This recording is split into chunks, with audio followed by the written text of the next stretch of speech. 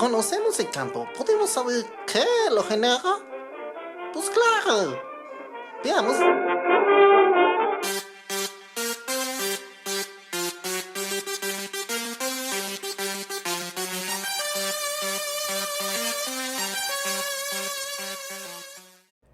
Bien, ¿qué tal? Habíamos encontrado una relación entre las densidades de carga y la divergencia del campo eléctrico. Esto quiere decir que entonces podríamos revertir la pregunta. Habíamos hecho la pregunta de, si yo tengo una densidad de carga, ¿cómo puedo calcular el campo eléctrico? Ahora imaginémonos que tengo un campo eléctrico, ¿podría yo identificar cuál es la densidad de carga que lo genera? Y precisamente esta relación entonces es una forma directa de, sabiendo el campo eléctrico, definir o encontrar el campo densidad de carga sobre todo el espacio. Entonces vamos a hacer un ejemplo para que se ilustre esto y vemos una instancia de cálculo de divergencias. El campo con el que vamos a trabajar está dado por esta definición. Entonces simplemente va a ser una constante que obviamente tiene que tener las unidades apropiadas para que esto tenga unidades de newtons sobre coulomb para Sistema Internacional de Unidades.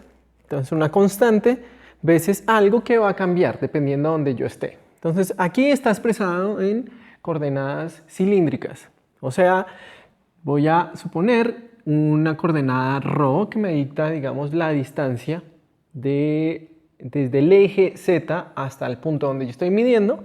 Y me está diciendo que cuando esa distancia desde el eje Z es menor a un radio A, entonces el campo eléctrico va a crecer linealmente con la distancia, y cuando esa distancia es superior a ese radio, entonces el campo eléctrico va a decaer como el inverso de esa distancia. ¿Ok? Entonces tenemos esta expresión para el campo, y de ahí nuestra idea es utilizar la ley de Gauss en su expresión diferencial y encontrar la divergencia. Ahora, la divergencia que estuvimos trabajando la habíamos trabajado solamente en coordenadas cartesianas. Entonces, aunque podríamos aplicarla directamente en coordenadas cilíndricas como está acá, vamos a traducir todo a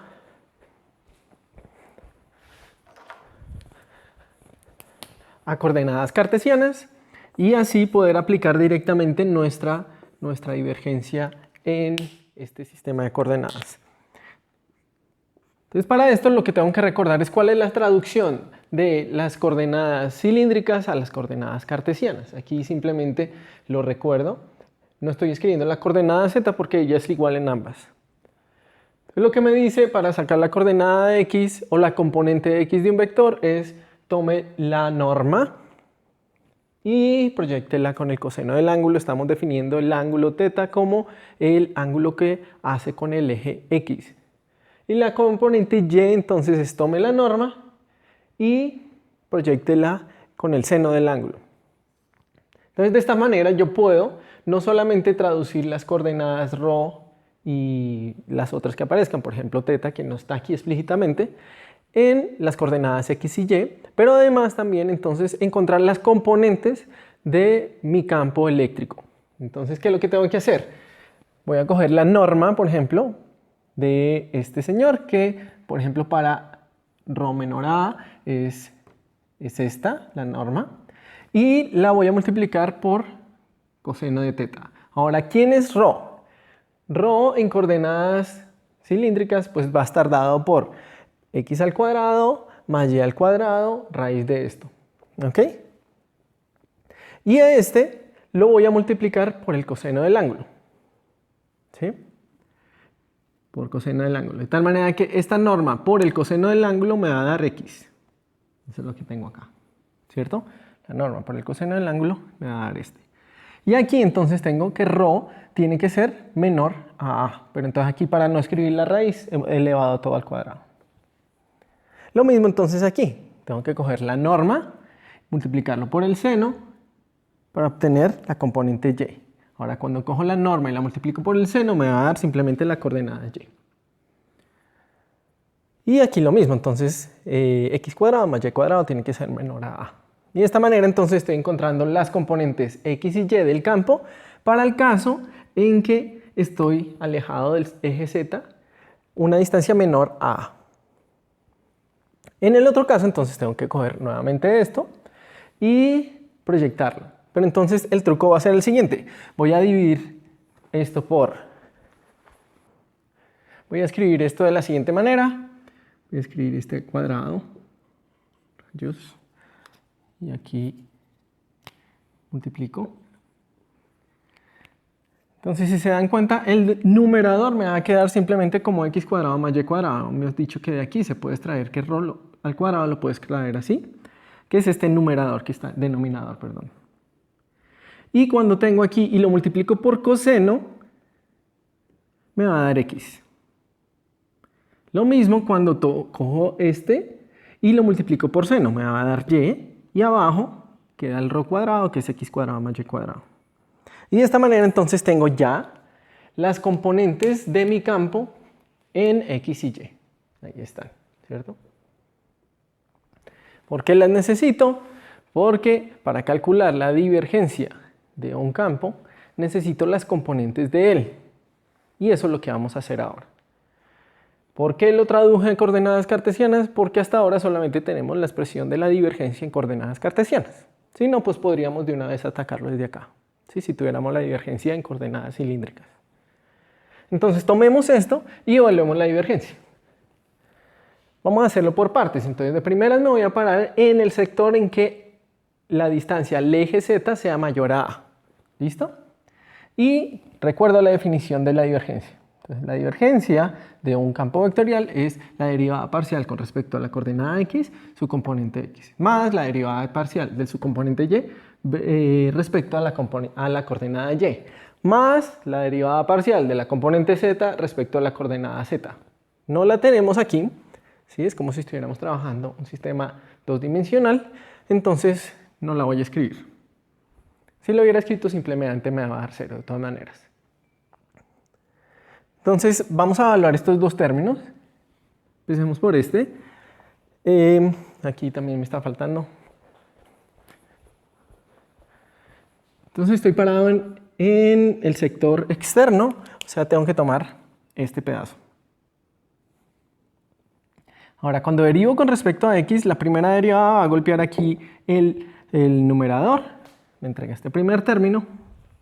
Y cuando la derivada golpea el denominador, entonces tengo un signo extra.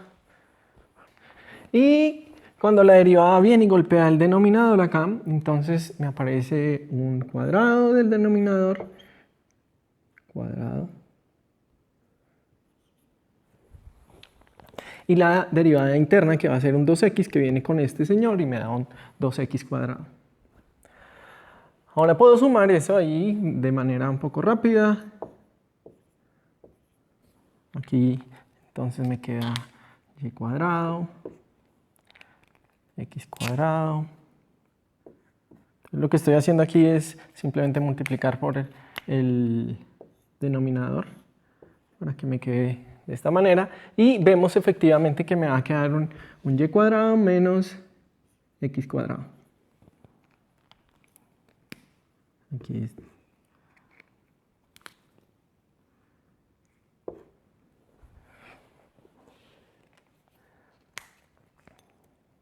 Factor a cuadrado, perdón. Entonces voy a... Bien, lo importante es que ese término es análogo, o sea, si yo repito el procedimiento aquí con este campo, me va a dar lo mismo, pero donde aparecía x, ahora es y, y donde aparecía y, ahora es x, o sea, me va a dar algo así. Pongámosle los colores de todas maneras a estos, para que sea claro que los dos términos son idénticos, pero con signo contrario.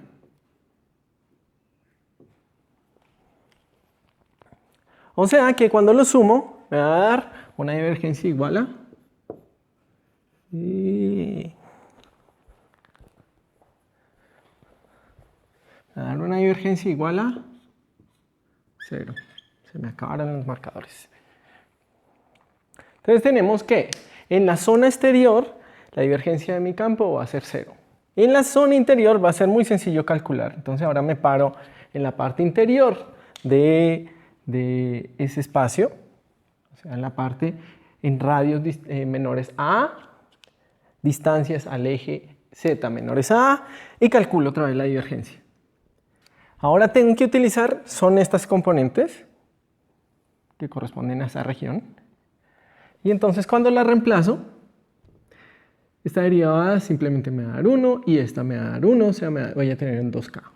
Entonces tengo una región donde la divergencia es 0 y otra región donde la divergencia es distinta de 0. Y decíamos que la divergencia es distinta de 0 solamente donde hay carga. O sea, me estoy inmediatamente identificando que de afuera no hay carga y adentro sí hay carga. ¿Cuánto es su valor? Utilizamos la ley de Gauss. Entonces, con la ley de Gauss, recordando que la divergencia del campo eléctrico es 4πk la densidad, puedo despejar. Entonces, en la región externa, la divergencia es 0, entonces la densidad de carga es 0. Y en la región externa, y aquí tengo un error, me va a dar 2pi K, este es el K de Coulomb, veces ese K, esa constante. O sea, tengo una densidad de carga uniforme. Y estoy identificando entonces que este sistema, el sistema que produce este campo eléctrico, que genera este campo eléctrico, está dado por una densidad de carga uniforme, restringida a la zona de distancias al eje z menores a A. O sea, un cilindro uniforme infinito, ¿cierto? Porque no hay mención a z por ningún lado. Efectivamente, ustedes por ahí tienen un ejercicio donde van a calcular el campo eléctrico debido a esa densidad, y ver que efectivamente les va a dar algo de esta forma. De esta manera, entonces, ilustramos cómo calcular densidades de carga utilizando el conocimiento del campo eléctrico. Nos seguimos viendo. Gracias. Hello. Y si sabemos el campo... no era el campo, ¿no? Si sabemos, conocemos. Sí, perdón, repitan.